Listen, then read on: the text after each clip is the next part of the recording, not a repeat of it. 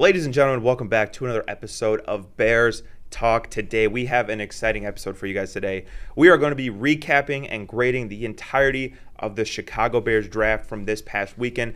Now, this draft was significant, Justin. Not only did the Bears have a lot of capital, including a top 10 pick, multiple second-rounders that they turned into even more second-rounders, but this was the first draft of the Ben Johnson regime. This is, I think, critical to see how he wants to build a team in his image, what he wants to do, what Ryan Poles can help him do to build out this roster. And obviously, we're going to go through every pick, even some of the more surprising picks that we had, because I don't think the Bears had a very conventional draft. I don't think a lot of the mock drafts were pretty accurate on what they said the Bears were going to do. But regardless, hopefully they brought in some good players. Before we get started, though, I did want to get your thoughts, kind of just like very brief Cliff Note thoughts on the draft. And then, like I said, we can go through pick by pick, given our individual thoughts. Sure. I mean, I think for me, obviously, if you've seen Mike's reaction on our socials, he wasn't too proud of it. But I know for me, it wasn't the flashiest household names in the NFL draft. Was this the best? Did we get the best of the best of the best here? No, but I do feel like there's some promise, especially with our receiving core. I mean, I love just the improvement of our receiving core. I mean, obviously, we signed Zacchaeus in the offseason.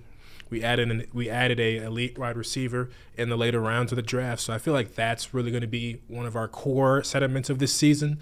I would say overall, though, I think it was okay. It wasn't the greatest draft in the world. Yeah. I think there was definitely some room for some improvement on, whether or not maybe we could have picked up a better needed position player earlier in the draft or not. So it was okay. I agree with you. It wasn't the best, but yeah. Before I let you kind of dive into going into Colston Loveland, the first pick of the draft, I will say the emphasis in this draft was certainly on Caleb Williams. Yes, surrounding him with as much talent as possible. Oh yeah. You took a tight end, you took a receiver, you took multiple offensive linemen with your 8 draft picks. You took a running back. Maybe not where we would have liked them, but they still took a running back. And clearly the emphasis of this Bears team is to surround Caleb Williams with enough talent to where he can be successful, right? That was what Ben Johnson did at Detroit with the offensive line, with Amon-Ra St. Brown and Gibbs and Monty. That clearly was the philosophy here. So I'm happy to see that they are so fully invested in on Caleb Williams, because that's going to give him the best chance to succeed. But I think without further ado, Justin, we can go ahead and hop into our draft, starting off with Colston Loveland. Yeah, so Colston Loveland, tight end out of Michigan. I thought this was a shocker. I was hoping we would get Tyler Warren. We talked about Tyler Warren pretty much in every draft preview that we've had. I think overall, whether you want to debate with Warren or Loveland, I think it's a better offensive option than Cole Kmet. I think, with his route running, separation, I think that'll be key. I think he'll be more, especially with Ben Johnson behind the helm, I think he'll be better used offensively now than Cole Kmet was. I think the only concerns is obviously his play strength for a tight end and his injury concerns. But I mean, hey, if he can be a Travis Kelce, I'm not gonna be mad at that. But I think he comes from a very great program, and they won the national championship a couple years back. So I think definitely not the pick that I wanted, but also at the same time it's not a bad pick. I think Ben Johnson is seeing something here that maybe us fans aren't seeing. So yeah, I gave it a B. Yeah, I was admittedly shocked when they took Colston Loveland. I will say I think that the first 9 picks went about as poorly for the Bears as possible. Yeah. Option number 1, Genty, was off the board at 6. Oh, yeah. Option number 2 was one of the offensive tackles. 3 of them went in the first 9 picks, including the pick right before us, Kelvin Banks to the Saints. And then Mason Graham was also off the board. So I think the Bears were on kind of, plan D in terms of their draft strategy. In an ideal world, would the Bears have traded down? Yes. Would they have tried to maybe accumulate more picks? Could they have gotten Loveland at pick 15? I think so.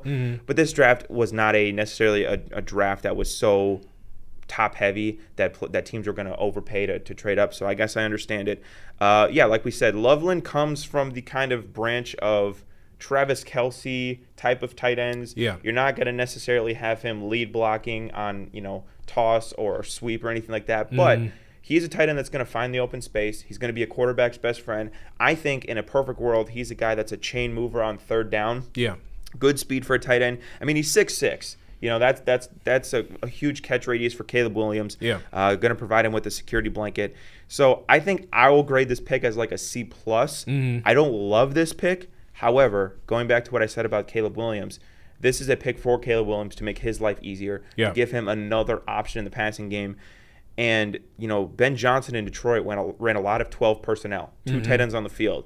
Yeah. So for those of you Cole Kmet lovers out there, you know, have faith. I think you'll still be a part of this team. I think the Bears will now deploy a lot of 2 tight end sets, with Loveland being the primary receiving tight end of the 2. So I'll give it a C+ personally. Yeah. So not a bad pick, but not a great pick. Yeah, not a great pick. All right, let's go into round 2, pick 39. Took my favorite draft pick of the Bears draft class, Luther Burden. Let's look at the scouting report real quick for Luther Burden. First of all, he is a very fluid and quick athlete. I think he runs some really, really good routes. He's a monster with his yards after catch ability, and I think he's got smooth, you know, hands when catching the football. Some of the negatives, though, you know, maybe had some off-field issues, maybe some character concerns. Nothing crazy, but just something to keep in mind. You know, every wide receiver is a diva these days, so I guess that's not too bad. And at Missouri last year, had a few concentration drops. I don't necessarily think that those are due to poor hands. I think, again, he just kind of takes his eyes off the ball. Because he's such a good yak receiver, he kind of is thinking about his next step before he really reels in the ball. And there was a dip in production in 2024. Now, for the people who are concerned about his dip in production in 2024, I will ask one question. Can you tell me who Missouri's starting quarterback was last year? No, you can't? Okay, we're good. All right. So that is very true. Some of my thoughts on the pick, right? I love this pick. And I had Luther Burden as my wide receiver 1 in this draft. Now, you can say, well, you're a Bears fan. Of course you're saying that. I am on the internet documented saying that before the draft. So yeah, it's out there. I'm all good, right? Was wide receiver a position of need for the Bears? Not necessarily, but when you go into the top of the second round, which was pick 39, which is what the Bears had, and you have a guy who's a first-round talent, some people had, not just me, some people had him as wide receiver 1 in the draft. Yeah. The value is too good to pass up there. Now, I'm also going to say the Bears got unlucky in this spot because just like they did in the first round, in the top of the second round, you saw Quinshon Judkins and you saw Travion Henderson go right before the Bears picked. I believe it was 33 and 38. I know Henderson went the pick before. So could the Bears have gone for a running back here? Yeah, but the 2 guys that were going at the top of the second round got sniped right in front of them. I love this pick. Like I said, this is my favorite pick of the draft. This is an A for me. You get a guy who has insane yards after catch capabilities in a Ben Johnson offense. He is going to be another chess piece that Ben Johnson is going to be able to deploy for maximum damage on offense. I really, really like this pick. Now, a lot of people have compared him to DJ Moore, similar size, similar yards after catch ability. So there are some questions, I would say, or theories out there that DJ Moore's roster spot may be in jeopardy in terms of maybe we trade him. I would err on the side of I don't think that's going to happen. Yeah, me neither. He just signed a huge contract. Deal. Yeah. And I think the Bears are not drafting Loveland and Burden with the thought of, all right, well, now we're going to trade Kmet and Moore. I think they're drafting them with let's get as many talented receivers in this room as possible and give Caleb Williams so many different options to throw to. You know, gone are the days of Dante Pettis being our wide receiver 1. That is in the rearview mirror. So thankfully. I love this pick. This was my favorite pick the Bears made. I think it was excellent value, but obviously it wasn't a huge position of need. Yeah, I mean, I agree with you, Mike. I think for me, you know, it was I'm a big fan of this pick. I think while we've already had pretty much a stacked wide receiver room anyway, I think this just brings us more development. I think this can help us. I mean, he's a speedy guy, and I think for us, you know, we've talked about it early in this episode, but the whole purpose of this draft was to build around Caleb Williams. We need to make sure that we give him blocking, wide receiver action, tight end action, and so forth. So I am sure that Ben Johnson and his offensive coordinator will figure it out. But I think I thought it was a good pick. Yeah, and I gave it a minus. So yeah, no complaints for me for Luther Burden. Now, before we get into your next draft pick and your scouting profile on him, Justin, the Bears were active in this draft, not only in picking but in trading. They made multiple deals with the Buffalo Bills, so clearly Poles and Brandon Bean are kind of got each other on speed dial there. Yeah. I think the reason they traded out of pick 41 is because of the lack of running backs. That they kind of flew off the board right before the Bears went. So before they picked, I picked 41. They traded the 41st pick to the Buffalo Bills. They gave the Bills pick 41, pick 72, and pick 240. And in exchange, the Bears got pick 56, 62, and 109. So you moved down about 15 spots. You got another second-round pick. You gave up a third-round pick, but then you also came up into the fourth round. I like this trade for the Bears. Again, trade down. That's what I wanted them to do in the first round, where the value maybe wasn't as there or as good there, to trade down, accumulate more assets. Again, this isn't like the fleece of the century. This isn't like the Travis Hunter trade that happened at the first 5 minutes of the draft last weekend. But I thought it was a good deal for Poles just to accumulate more assets and give himself more attempts at the lottery, which is the draft. Yeah, I mean, I agree with you. I think overall this was a smart move. I mean, especially when you're picks that you wanted go off the board.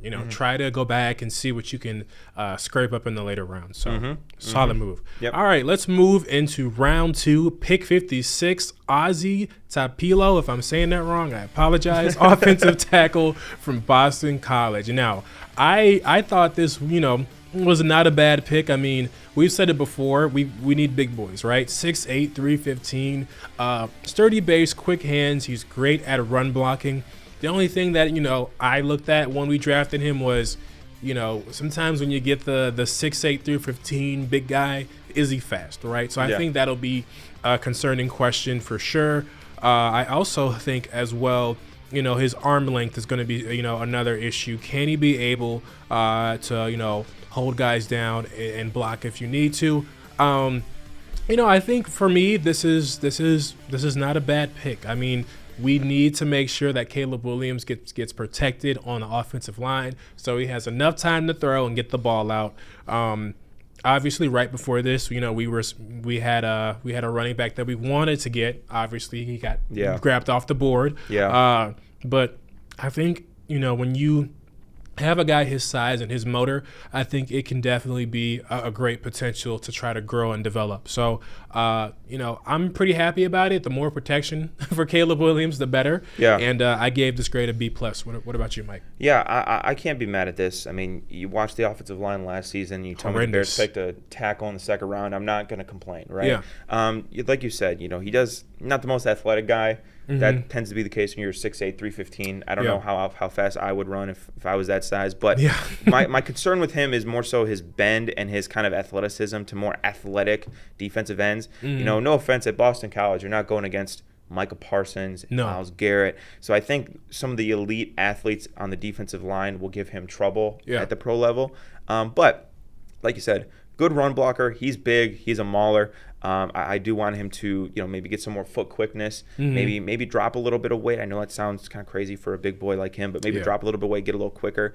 But, I mean, I can't complain. This is a B to me. Again, offensive line is a big position of need. This is kind of the opposite of the Burden pick where I thought, okay, this was a position they really needed to address. They did so. Not one of the top guys on the board. This wasn't Will Campbell or Kelvin Banks or anything like that. But a solid pick late in the second round. I can't complain. This is a B for me. Yeah.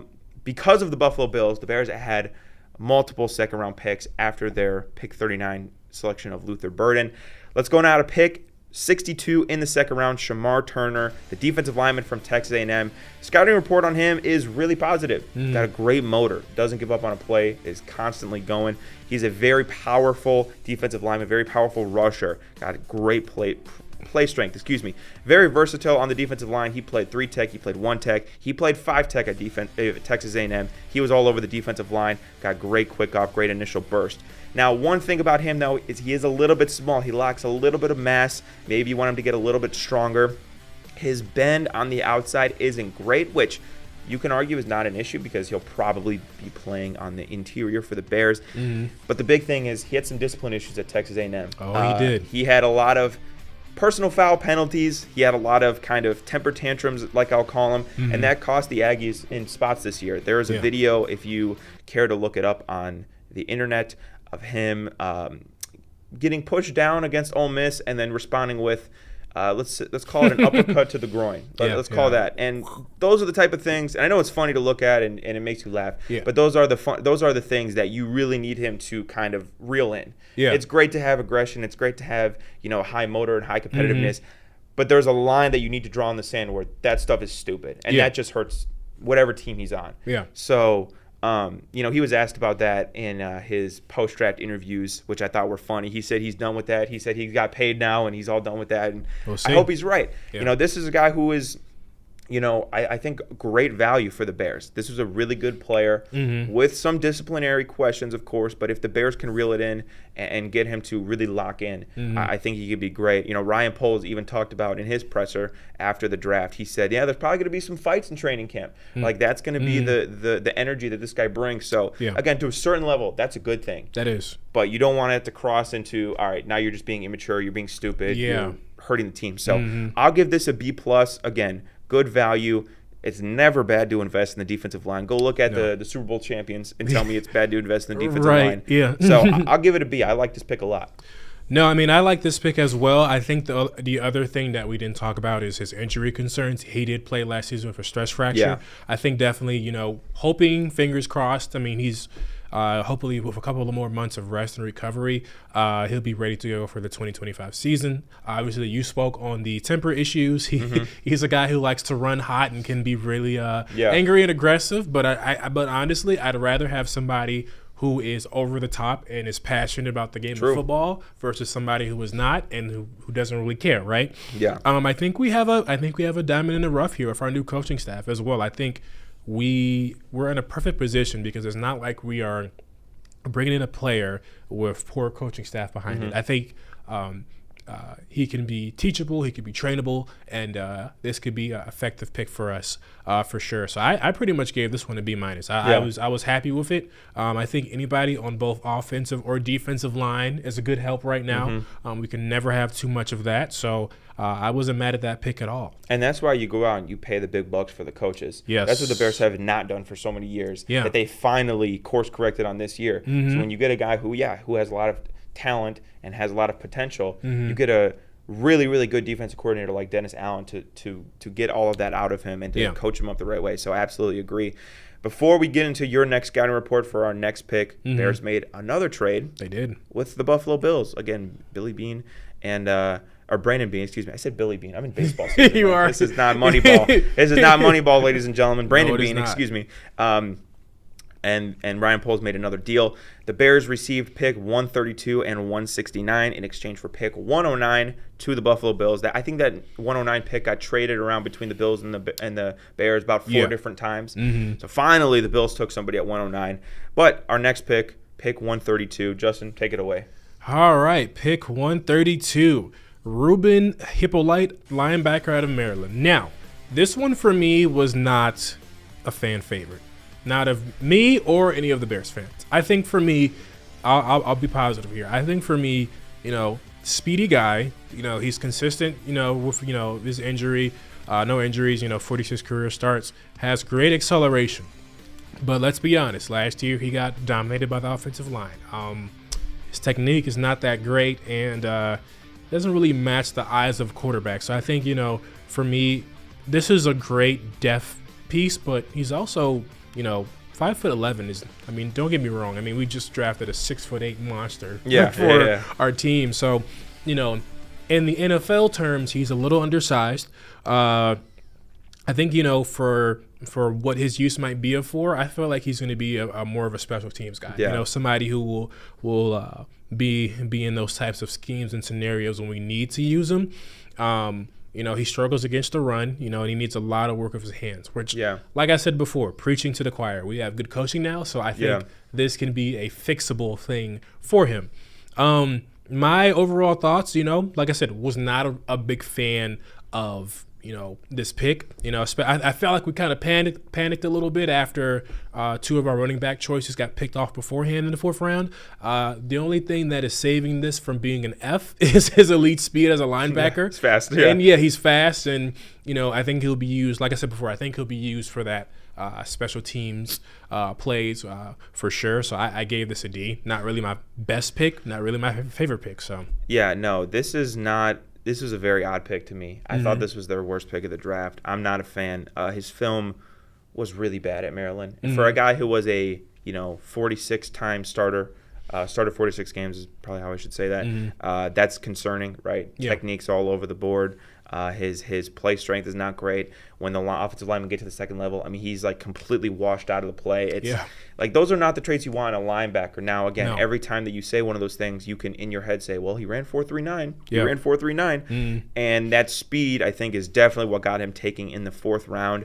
I mean, this is a guy who had an undrafted grade on a lot of different publications, a lot of credible publications as well. So I'm not a fan of this pick. I think this pick is universally panned as one of the worst in the draft from what I've been seeing, and I would agree. Now, granted, it's a 4th-round pick. If it doesn't work out, it's not the end of the world. And again, you do like the plus speed actually for a linebacker. But my argument to that would be, what's the point of having great speed if you're bad in pass coverage, right? Because that's the whole point when you get a fast linebacker. So I did not like this pick at all. When they took him, I thought whoever announced the pick messed up the name so bad that I was like, oh, it's actually this person. And then they showed the graphic of him, and I'm like, I have no idea who this guy is.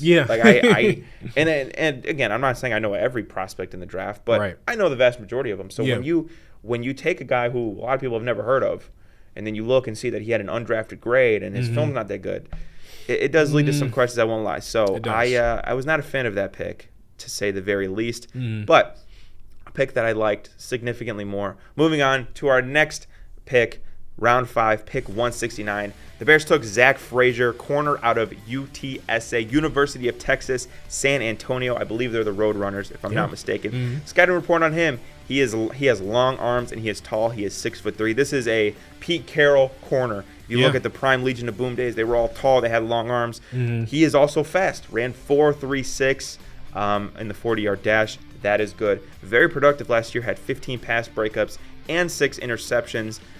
And I think his hands and his catch radius are plus for a corner. A guy who was able to pluck the ball out of the air, like, again, we saw with all those Legion of Boom style Seattle corners. Now, he was only a 1-season starter at UTSA, which is concerning because he's 25. So he's a little older. He only had 1 year of college production.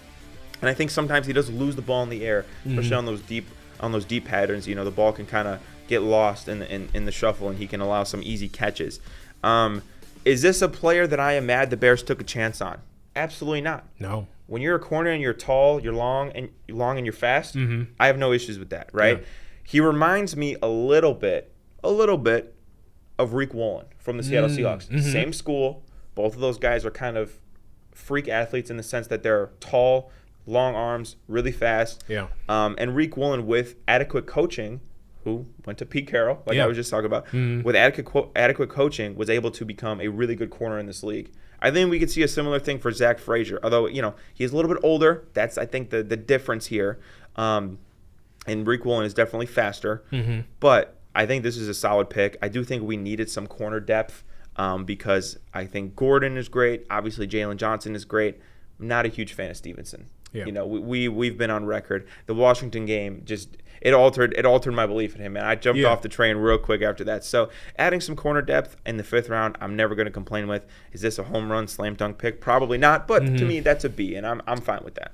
Yeah, I mean, I agree. I think overall, for me, I think this is I wrote that in my notes that he's a fast cornerback that can help out with Stevenson, right? Yeah. I think whatever we end up doing in that corner room, I think will be effective. But I think this is not a bad pick. He's has a good height on him. He's long. He's tall. He's very fast. Has 6 interceptions in 2024. I think overall this is a B+ for me. I don't think this is a bad pick. And interesting though about the age, because I mean, especially in today's kind of like college era, you got. I mean, what was it? The Saints quarterback is 25 too, right? No, the Saints quarterback, he's like 26. He's gonna be 26. He's gonna be 26, right? Yeah. Okay, so you see that a lot more. Sorry.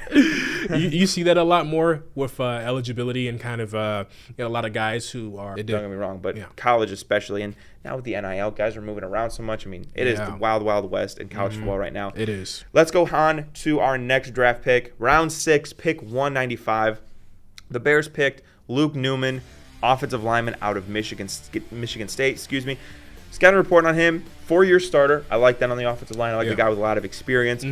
He actually had some good film against Mason Graham, who was a top 5 overall pick, a guy that I thought the Bears should have looked at if he was available. Good film against him with the crosstown rivalry there at Michigan and Michigan State. He does have some good foot quickness, kind of the opposite of what we talked about with Trapillo in the second round. But where there's give, there's some take, right? There is, yeah. Not the most powerful lineman you've ever seen. Probably might doesn't have the play strength yet to dominate at the NFL level.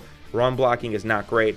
And he chases too much. And you might be saying, well, what does chase too much mean? He overextends his arm and he kind of leans forward, and that causes him to get, off balance. And any defensive lineman in the NFL worth their salt will see his arms overextended, push him out of the way, swim out of the way, whatever. I mean, he kind of gives up way too many kind of free passes to the quarterback, which is kind of what our problem was last year. We had a little too many free passes at Caleb Williams.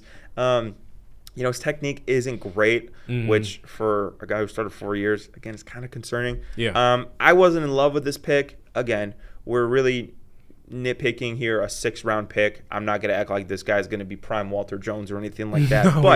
I do think that, poor technique, not super powerful, not a athletic beast, so to speak. But it is solid depth. You can never have enough offensive line depth, especially with injuries. So I'll give it a C. I wasn't offended by this pick by any means. I wasn't blown away. I was just kind of like, okay, that checks out. Yeah, I mean, same thing here. I mean, you pretty much wrapped up what I was going to say. I mean, I said it could be a pick that could either get destroyed by the NFL competition, or he could, turn his minor flaws around in the offseason. I mean, it can either be one or the other. I think his consistency as a 4-year starter can provide some experience. Like you said, he was good against Mason Graham. He's very quick on his feet, but still has some things to work on, and that's why OTAs and all that stuff is there for them, right? So hopefully it'll be interesting for him to line up next to Colston Loveland. Oh yeah, the rivalry, because Colston Loveland said Michigan State little bro. I don't know if you saw that. Yes, I did. So there might be some animosity there on the line of scrimmage, which I like it. I like it, man. I like the beef. I like the aggressiveness there on the line of scrimmage. We're kind of in agreement there. Kind of just an average pick for the Bears. No, of course. All right, now let's go on to round 7. Pick 233, Kyle Monangai. I was trying not to butcher that so hard. This is a guy who I thought, we needed a running back. Obviously, to be completely frank with you, Mike, I don't know why we waited this long, but whatever. He's a physical runner.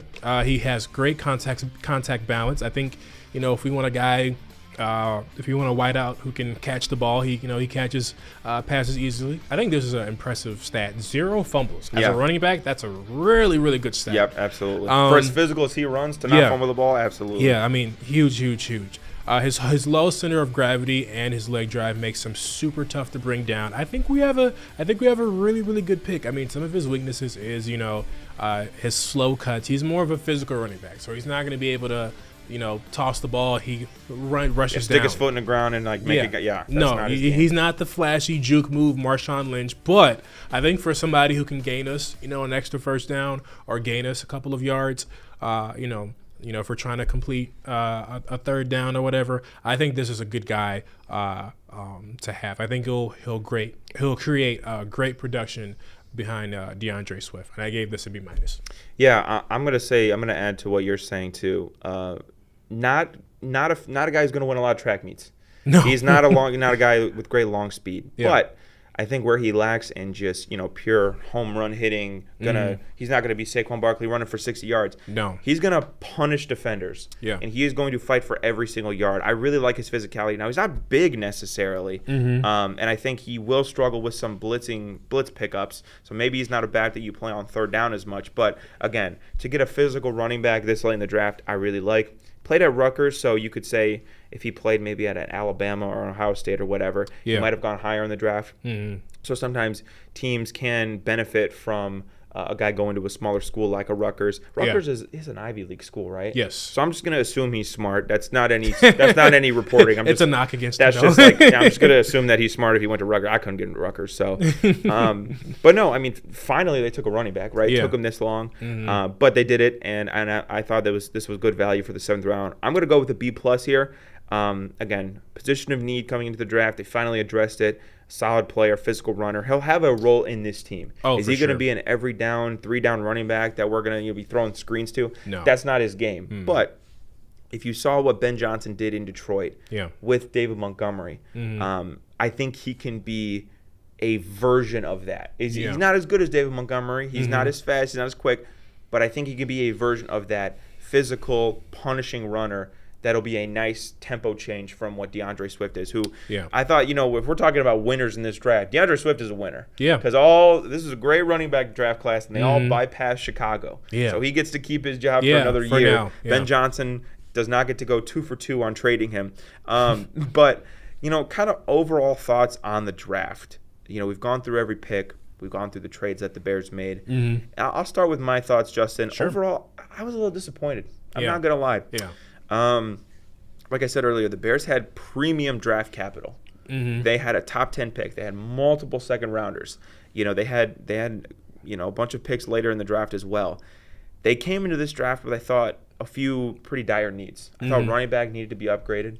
I thought edge rusher needed to be upgraded. They didn't even draft an edge rusher at all, right? You can argue Shamar Stewart could play edge, but I think he's going to be more of like a 3 tech. Yeah. And did we overdraft a couple of guys? I think so. I think we overdrafted Loveland. I think Hyppolite was overdrafted. Now, with that being said, on the other side of that coin, I think guys like Luther Burden were really good value. Shamar Turner were really good value. Yeah. But I don't think the Bears maximized their draft capital enough. I don't think they addressed enough positions of need. But I have to remain confident that Ben Johnson has an idea of how to use all of these players. Yeah. He's got a plan. He knows what he's going to do, especially on the offensive side of the ball. And I did like the fact that they clearly invested so much to help Caleb Williams. Yeah. Multiple offensive linemen, a receiver, a tight end with our first 2 draft picks, even though they weren't pressing needs. So overall, I'm going to give this a C+. I think they kind of had champagne taste on beer budget. Yeah, where I like that. They had some needs. Yeah. And they kind of acted as if they could take all of these luxury positions. Yep.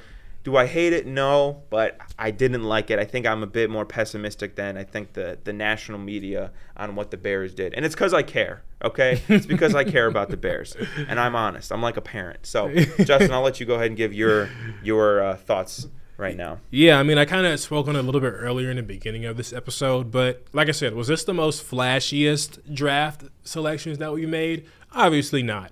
I think there is some promise in certain positions, wide receiver, offensive line, running back. But I think we, like Mike said, I think we could have, done a better job of attempting to get the players we actually wanted. And I also felt like when 4th round, when all the running backs were being selected, I felt like we panicked and we traded down, which is not a bad thing. But I also feel like at the same time, it's like, okay,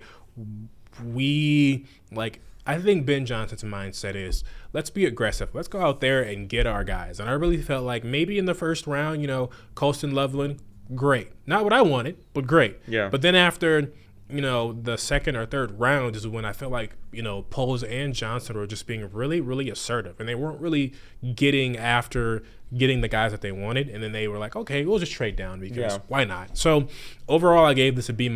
I think what made it not be like a C or a lower grade is the fact that we were able to still pick up that first round draft pick was huge to me. And yes, we didn't get Tyler Warren. That was my favorite.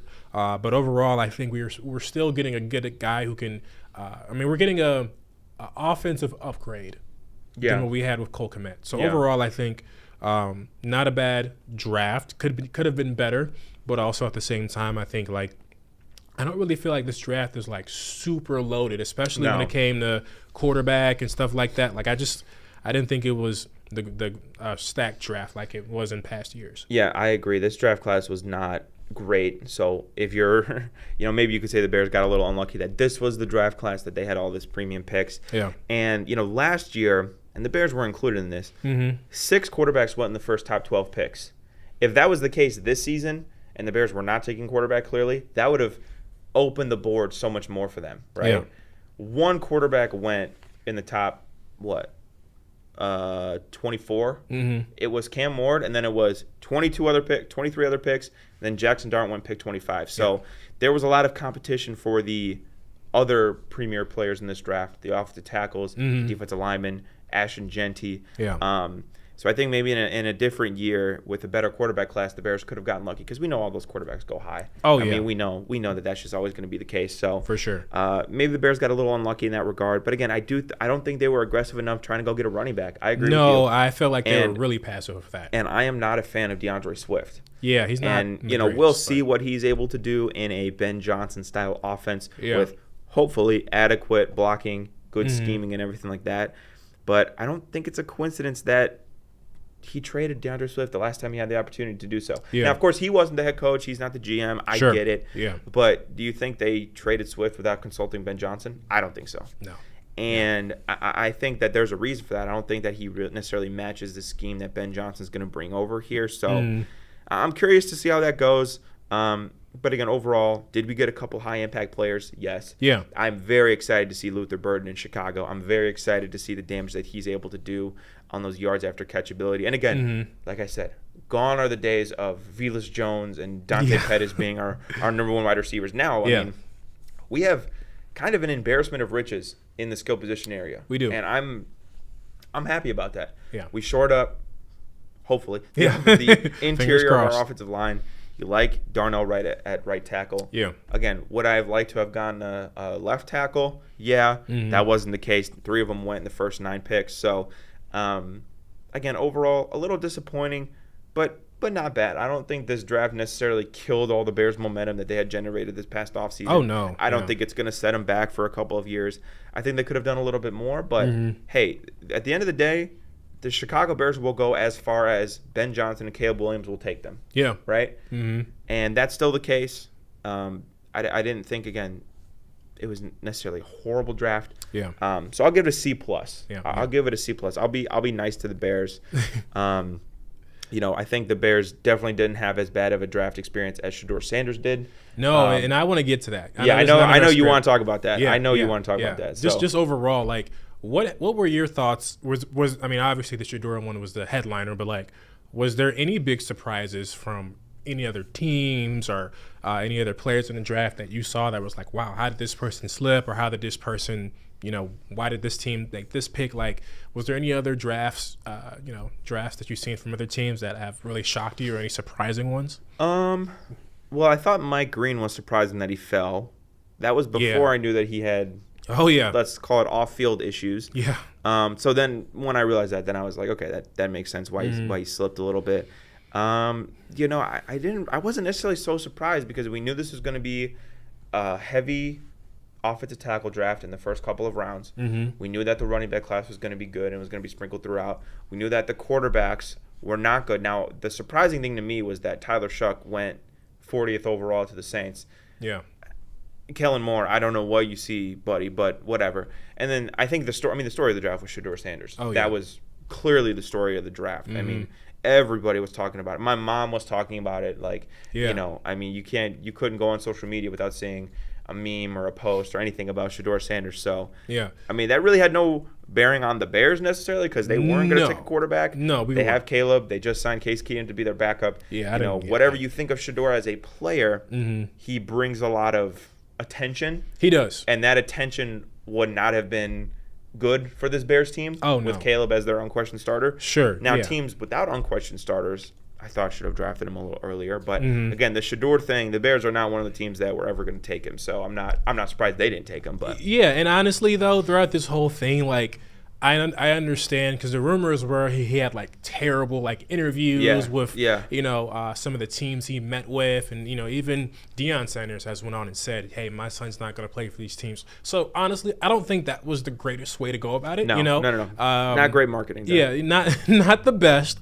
but I am very shocked about his drop. I think for me, it's not like he had terrible stats. I mean, last year at Colorado, he had 37 touchdowns. I mean. He was good. He was a good quarterback, and I also saw a stat line that out of the whole entire draft, Colorado had the most wide receivers selected. Yeah. Who do you think was behind the ball, throwing it to them? So I don't know. I feel like for me personally, I'm glad he got picked up.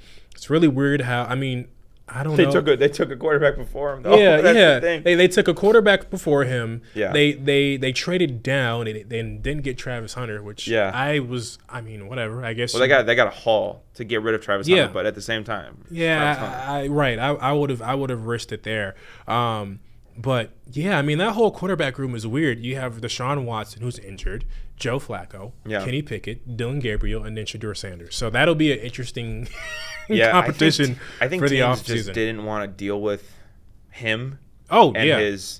And again, I'm not saying I agree, but they didn't want to deal with the camera crew. Oh, yeah. And the fact that Deion's his dad, and you know he's this hot shot. And I think Shedeur is one of the most unique prospects we have ever seen. Not the best, one of the most unique. His dad's a first ballot Hall of Famer. Oh, for sure. He was a Heisman runner-up, or he was a Heisman finalist, I believe. Yeah. Played with the Heisman Trophy winner. Yep. You know, is very, let's say, outspoken. Yeah. Let's say very. I'd say you could call him brash. I feel like that's fair. But I think, you know, in the history of the NFL, guys with his ability have gone much higher than he did. Yeah. So there was clearly an underlying kind of line drawn in the sand with these teams where they're like, we don't want this. Yeah. Whatever this is, we don't want it. Yeah. And I'll give credit to the Browns because the Browns are in no position to be picky about stuff like that. No, not at all. Beggars cannot be choosers. No. He is probably the best quarterback they've had in quite some time. Yeah. I don't like Dylan Gabriel at all, so I think he'll have no problem beating him out. And, you know, the jersey, I don't know if you've seen the jersey with the Browns. They have about 40 names on there. Yeah. He'll be the 41st come you know, September, October. Yep. But, yeah, teams like the Browns, I mean, it just you can't. I thought the Raiders passed on him like 6 times. Yeah, I thought that was even weird. though they have Geno, which he's only on a 2-year deal. So the whole Shedeur kind of saga was very intriguing to me. But and that prank, I don't know if you saw. Yeah, that was bogus. The Y'all prank wrong phone, for that. Y'all wrong for that. Prank phone call was bogus, and then well, you finding saw who out it was, right? Yeah, the Arthur Jeff Ulbricht is Ulbricht, defensive coordinator. Yeah, his son. Yeah, crazy. That's insane. And apparently they did it to Tyler Warren too. Really? They said that we're the Jets and we're taking you at 7. Like that's so, you guys are so wrong. Come on now. That. I know we're in the prank era and we want to prank, bogus. but come on, dude. It's like it's the one night where you know your life can completely change and you want to mess it up. By you know what I would do? Close. I would hire somebody to fake propose to him, like 5 years down the line, just to get him back.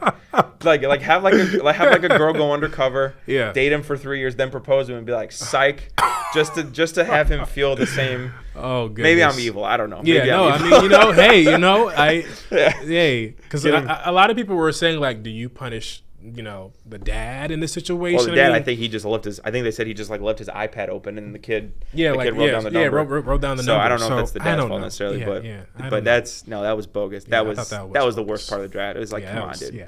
But I think that pretty much does it. Yeah. We went through all the Bears draft picks. Let us know what you guys think in the comments about the Bears draft.